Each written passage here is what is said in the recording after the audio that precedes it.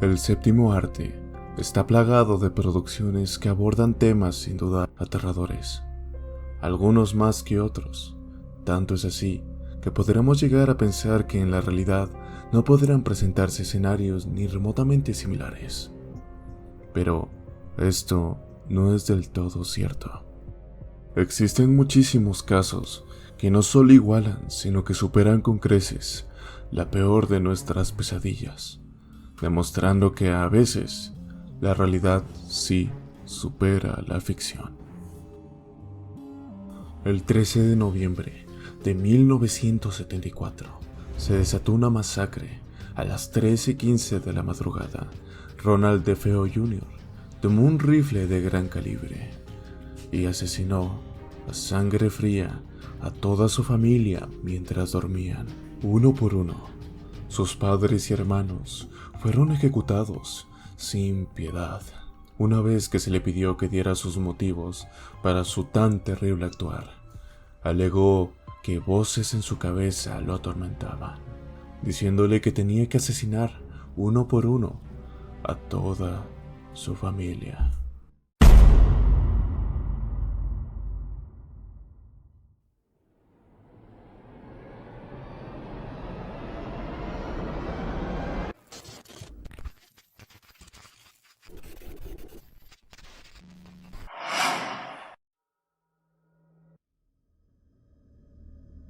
La familia DeFeo vivía junto en una casa de estilo colonial de 3 pisos, ubicada en el 112 de Ocean Avenue, en el pueblo de Amityville.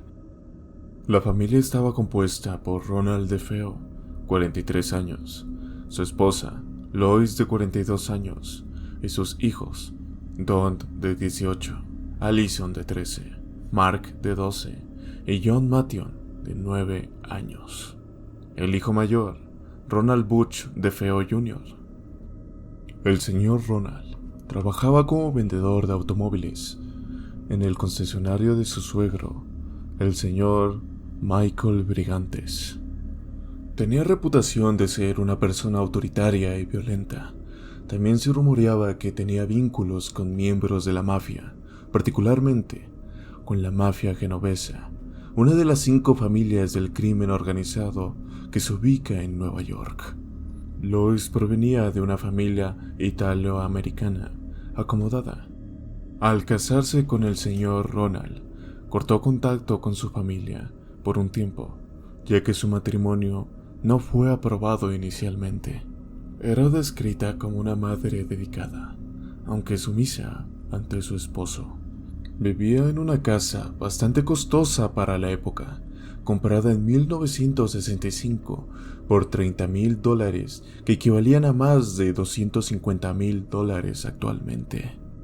Tenían una vida relativamente acomodada, con lujos como una piscina, un bote y decoraciones elegantes en su casa. La infancia de Ronald Butch DeFeo Jr., el hijo mayor de los DeFeo, fue turbulenta y plagada de conflictos emocionales y familiares. Desde joven, Butch mostró signos de inestabilidad emocional.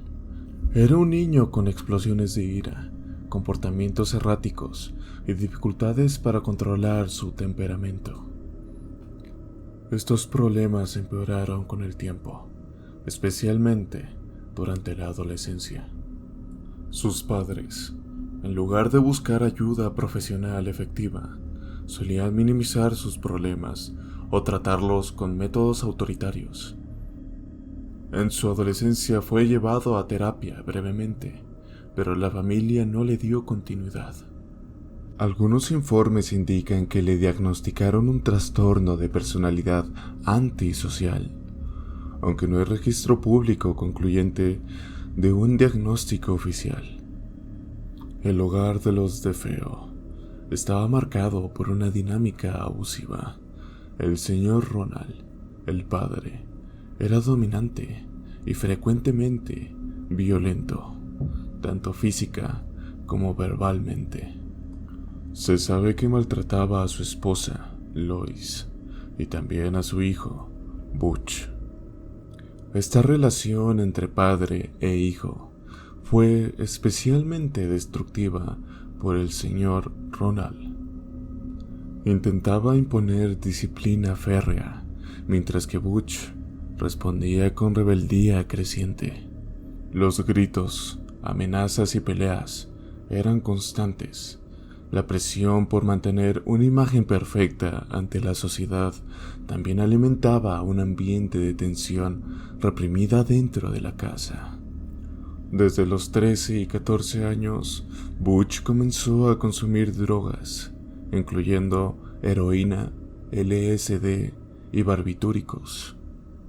También tenía problemas graves con el alcohol. El uso de estas sustancias intensificó sus problemas mentales y su comportamiento volátil, aislándolo aún más de su familia y de la realidad. Su consumo era bien conocido por sus allegados, pero al parecer fue ignorado o encubierto por sus padres, que no querían manchar la imagen familiar. A pesar de todos sus problemas, Butch recibía muchos privilegios. Su familia de clase media alta le compraba lo que pedía: un coche deportivo, armas, dinero. Incluso tenía un trabajo en las concesionarias familiares, del que apenas se presentaba, pero igualmente cobraba. Este patrón de consentimiento, mezclado con violencia, creó una personalidad narcisista y cada vez más despegada de las consecuencias de sus actos. Tenía acceso a armas, dinero y libertad, pero no contención emocional ni límites reales. Entonces, llegó el fatídico día. Eran alrededor de las 3:15 de la madrugada. Según la confesión inicial de Butch, una voz le ordenó que se levantara. Afirma que sintió una presencia oscura, como si algo lo empujara a actuar. Ya había tenido pensamientos así antes, pero esa noche fue distinto. Tomó su rifle Marlin 35 y comenzó a recorrer la casa. No gritó, no dudó. Fue directamente al dormitorio de sus padres, los cuales dormían en sus camas del segundo piso, sin saber lo que estaba a punto de suceder. Ronald DeFeo recibió 2 disparos por la espalda mientras yacía acostado.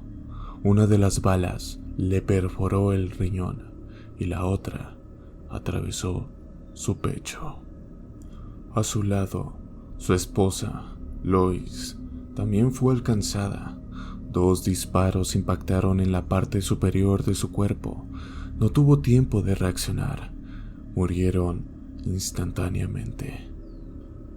Allison DeFeo, de 13 años, dormía profundamente en su cama. Recibió un solo disparo en la cabeza, justo sobre la mejilla izquierda. El impacto fue fatal. Algunos creen que pudo haberse despertado segundos antes, ya que fue encontrado con los ojos abiertos. Mark DeFeo y John Matthew, de 12 y 9 años, dormían en camas separadas en la misma habitación. Ambos murieron en sus camas, sin mostrar signos de movimiento, como si el sueño los hubiese reclamado para siempre. Y por último, Dawn DeFeo, de 18 años, la hija mayor de la familia, también dormía en su cama, ajena a la oscuridad que se cernía sobre ella. Recibió un disparo en la nuca que la mató instantáneamente. Su cuerpo permaneció inmóvil, sin resistencia. En versiones posteriores de su relato, Butch DeFeo afirmaría que Dawn estuvo involucrada de alguna manera, sugiriendo que podría haber sido partícipe o que tenía conocimiento de los hechos. Sin embargo, estas declaraciones nunca fueron confirmadas y carecen de pruebas que las respalden.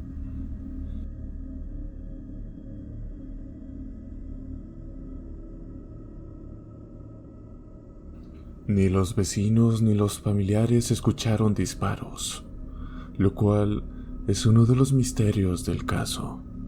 Se ha especulado que pudo haber usado silenciadores o que la familia fue drogada, aunque las autoridades no lo han confirmado. Alrededor de las 6:30 p.m. del 13 de noviembre de 1974, Ronald DeFeo Jr.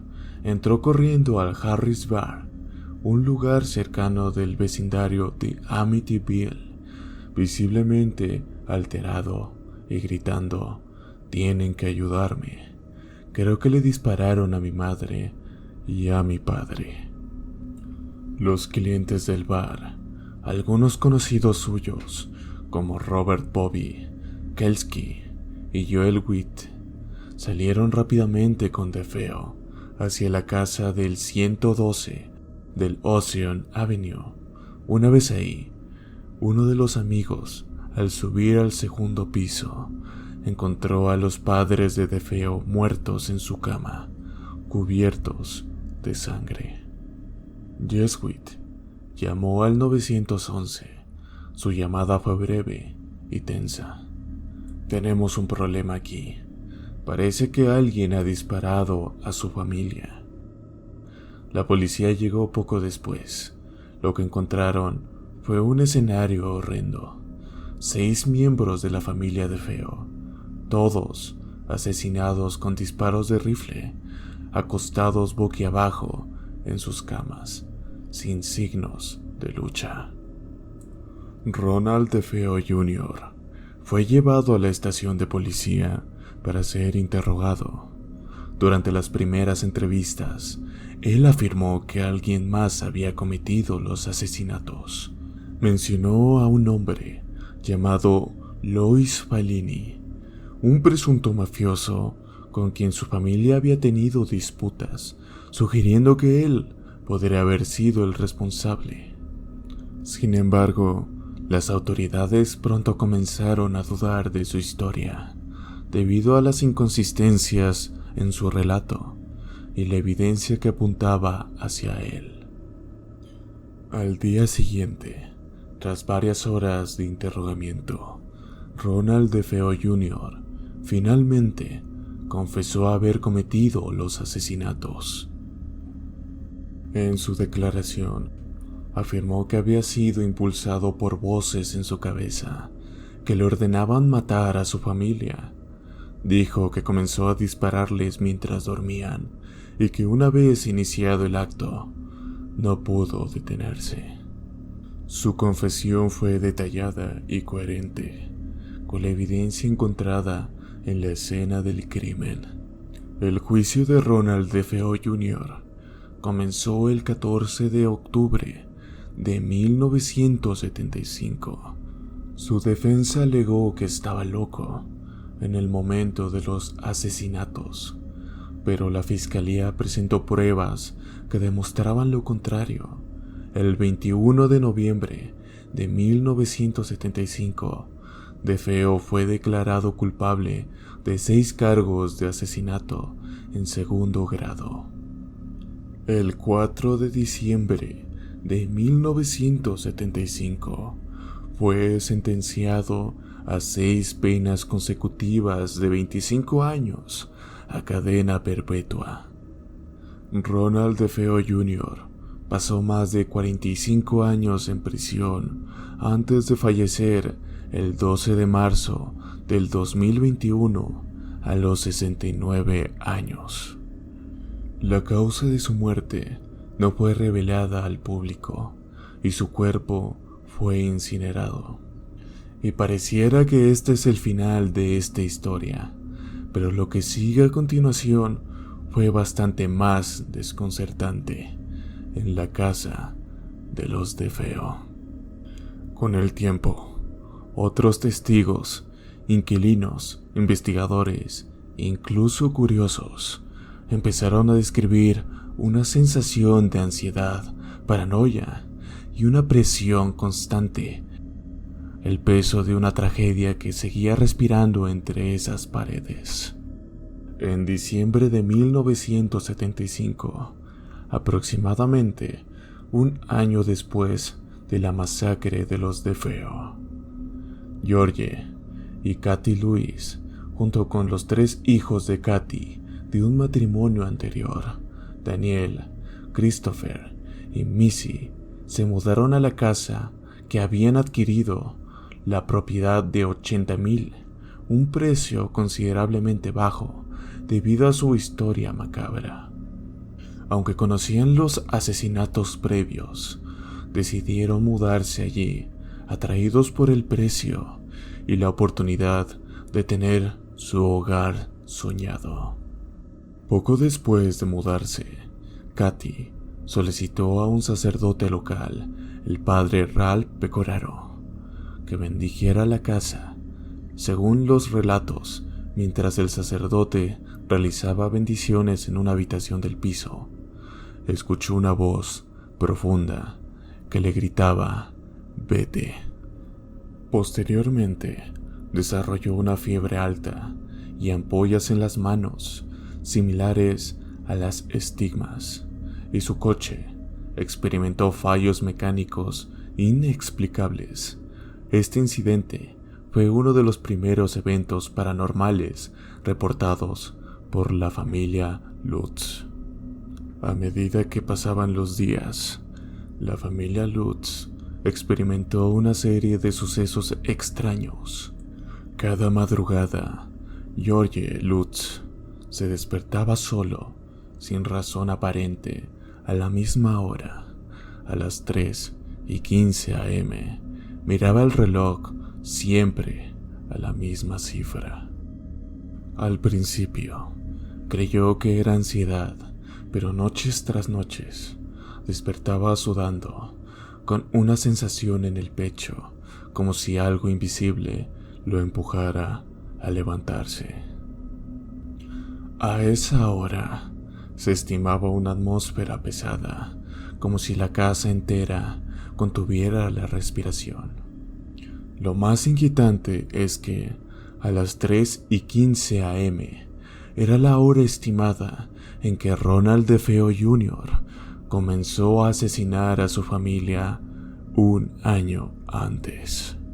Kathy comenzó a tener sueños vividos, casi visiones, donde veía el asesinato de Lois DeFeo y la muerte de sus hijos. Despertaba gritando, empapado en sudor. Lo más escalofriante, una noche encontró a sus hijos durmiendo boquiabajo, en la misma posición exactamente en la que fueron hallados los cuerpos de los niños DeFeo. Era como si algo los mantuviera en esa posición.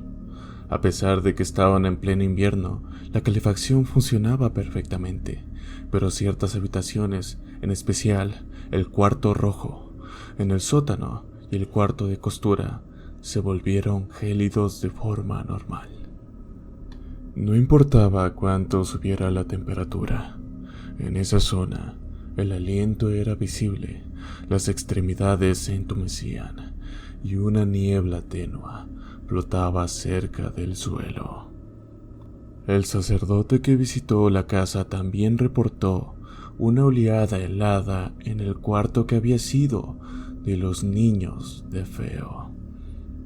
En distintas habitaciones comenzaban a aparecer olores indescriptibles. A veces eran como heces humanas, otras como un perfume barato y empalagoso, impregnada en la madera y en el aire. Limpiar no servía. El olor desaparecía y luego volvía en otros lugares, como si algo se moviera con ellos.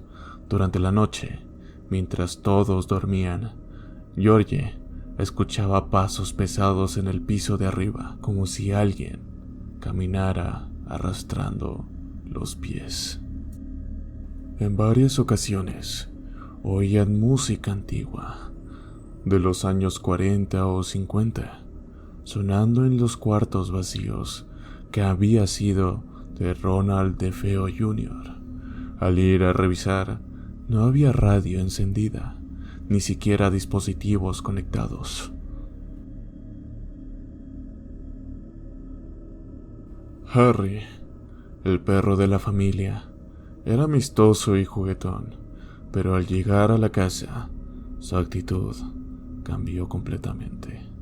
Se negaba a subir las escaleras, gruñía a esquinas vacías, ladraba con los pelos erizados hacia el cuarto de costura, incluso cuando no había nadie. En una ocasión, se le encontró llorando y arañando la puerta trasera como si algo dentro quisiera atraparlo. Katy y luego Georgie vieron una figura alta, cubierta con una capa oscura, sin rostro visible, de pie junto a la cama o en las escaleras. En otras ocasiones, los espejos reflejaban la silueta, aunque no hubiera nadie presente. Una noche, Georgie afirmó que la figura se encontraba al pie de su cama y que no podía moverse ni gritar. Estaba paralizado, con una presión sobre el pecho y un zumbido bajo el oído. Todos estos sucesos persistieron hasta la madrugada del 28. Algo cambió. Georgie lo describió años después como una opresión que venía desde el suelo, como si la casa respirara. Las paredes comenzaron a crujir como si algo se moviera dentro de ella. Se escucharon golpes fuertes en el sótano. Un olor podrido y azufre invadía el comedor. Katy despertó con mordeduras en los brazos, sin saber cómo había aparecido. La puerta se cerraba con fuerza, sin viento alguno. Georgie subió corriendo al cuarto de los niños, cuando oyó un grito ahogador, y los encontró llorando y temblando, señalando el rincón donde alguien se escondía. No había nadie visible, pero el perro lloraba agazapado, con la cola entre las patas.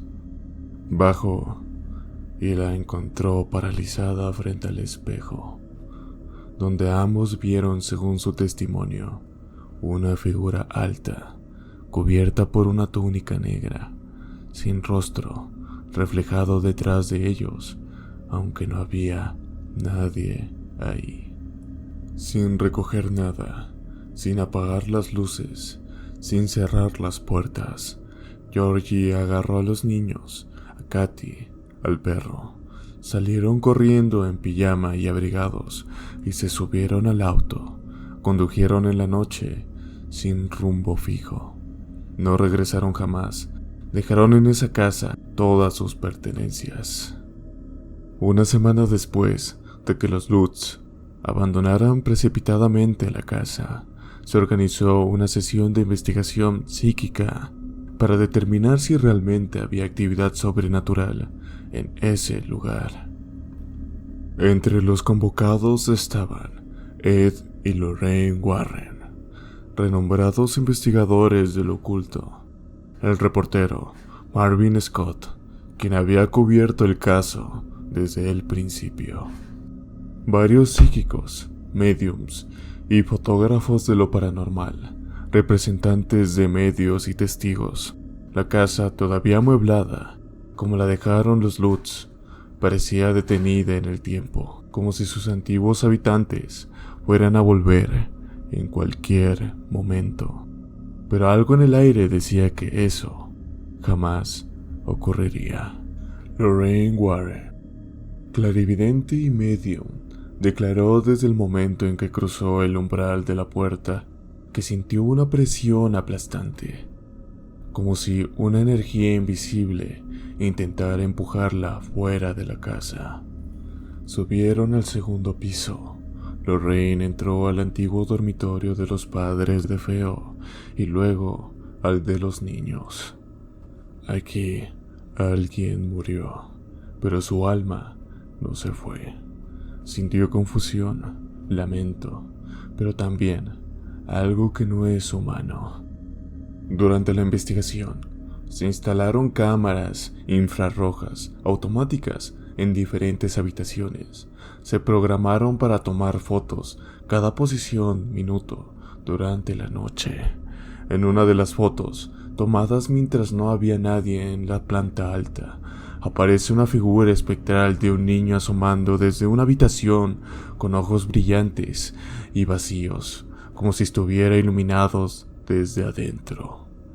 Esta imagen se volvió una de las pruebas más famosas del caso. Los Warren siempre aseguraron que esta figura no era humana, sino una manifestación demoníaca o una entidad imitadora. Durante la sesión, uno sintió que algo lo seguía entre las habitaciones. Otros dijeron que escucharon una voz masculina que susurraron al oído en el sótano. Algunos se negaron a permanecer más de unos minutos en la habitación roja del sótano, diciendo que allí vivía algo que odiaba a los vivos. Uno de los investigadores se desmayó y fue asistido por el equipo. Afirmó haber sentido un dolor insoportable en el estómago justo al pisar el umbral del sótano. Lorraine, durante su recorrido, tuvo visiones intensas que la dejaron temblando. Dijo haber visto una forma negra como alquitrán flotando en el aire, observándolos. No se movía, no hablaba, pero irradiaba un odio profundo e inhumano.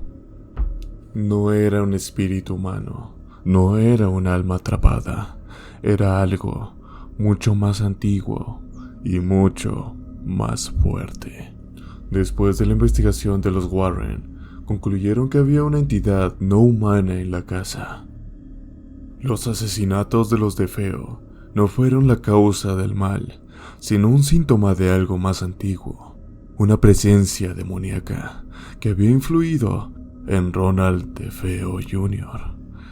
La casa era un portal o un nodo de energía oscuro. Lorraine dijo públicamente: "Nunca he sentido una presencia tan poderosa, tan violenta.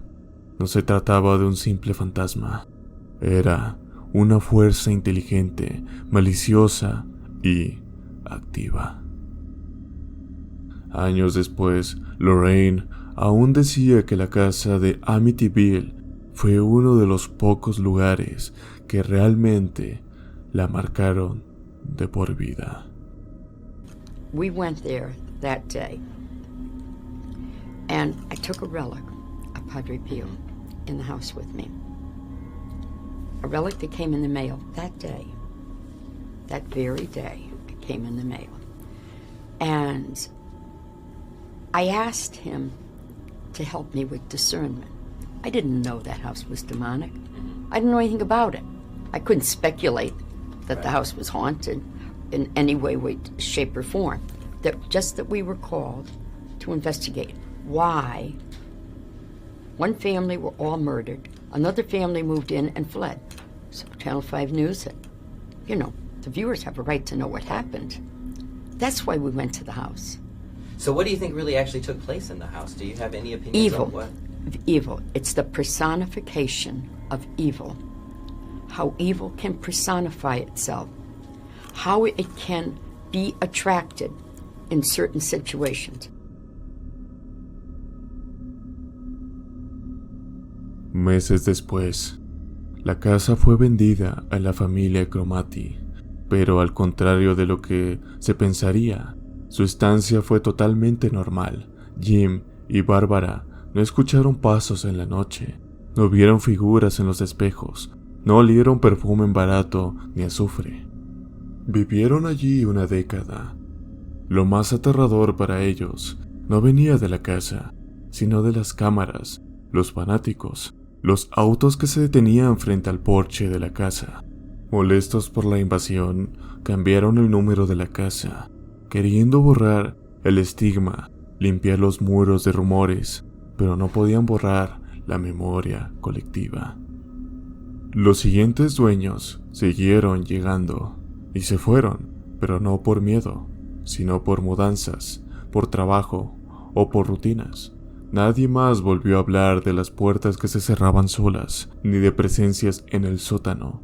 La casa había enmudecido, o eso parecía. Mientras tanto, las leyendas crecían fuera de sus muros, libros, películas, documentales, versiones y siempre las mismas preguntas. ¿Qué ocurrió realmente? ¿Fue un fantasma? ¿Fue un trauma convertido en mito? ¿O una verdad tan terrible que nadie más quiso provocarla? Los Warren creyeron que la presencia que habitaba la casa no era un simple espíritu, era algo más antiguo, más inteligente y más paciente. No se fue, dijo Lorraine muchos años después. Solo duerme y observa. Hoy, el 112 de Ocean Avenue sigue en pie, con otra pintura, otras ventanas, otro número. La mayoría de los vecinos no quiere hablar del pasado.